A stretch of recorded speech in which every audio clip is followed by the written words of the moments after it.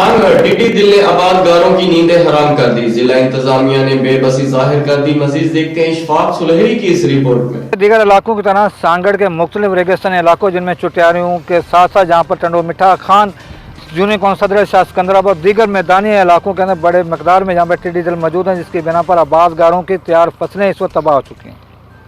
टिड्डी दल के तकरीबन 60 से ज़्यादा अक़साम है जो कि इस वक्त सांगड़ के अंदर जो टिड्डी दल मौजूद है उसका कलर जो है वो पीला और बड़े मकदार में यहाँ पर मौजूद है, जिसके बना पर गंदम तैयार फसल जो है वो तबाह हो रही है। उसके अलावा दीगर जो अजनास हैं, मूंगफली, सौंफ और दीगर जो अजनास हैं उसको तबाही के किनारे पहुँचा दिए गए।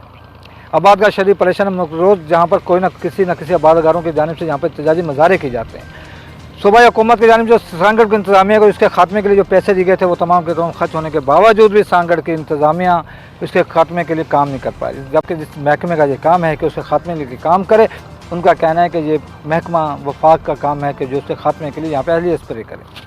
दूसरे समझिए कि अगर वफाकी और सूबाई हुकूमत चाहती है कि सांगड़ के आबादगार किसी बड़े बुरान से में शिकार होने से बच सकें और आने वाले दिनों के अंदर गंदम का बुरान ना हो, तो जरूरत समझ के कि फौरी तौर पर टिड्डी दल के खात्मे के लिए यहाँ पर हेली स्प्रे करके आबादगारों को बड़े मुश्किलात से बचाया जाए और आने वाले दिनों के अंदर गंदम के बुरान से बचाया जाए, वरना आने वाले दिनों के अंदर सांगड़ समेत सिंध के आबादगार गंदम के बुरान का शिकार होंगे, जिसकी बिना पर आने वाले दिनों के अंदर गंदम और आटे के रेट में बड़े मकदार में यहाँ पर इजाफा होगा। कैमरा मैन अजीज अहमद खान के साथ सांगड़ से इशफाक सुलहरी।